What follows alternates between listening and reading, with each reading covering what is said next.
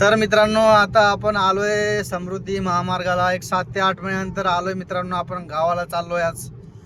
तर हे बघा, इथं एकच काळजी घ्यायची आपल्याला, आवरा वेगाला आणि सावरा जीवायला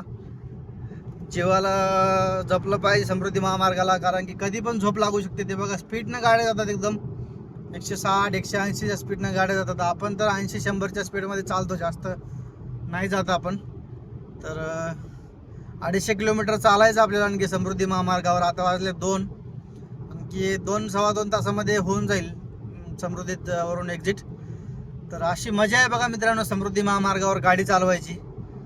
एकदम मोकळा सुसाट, काही टेन्शन नाही बघा.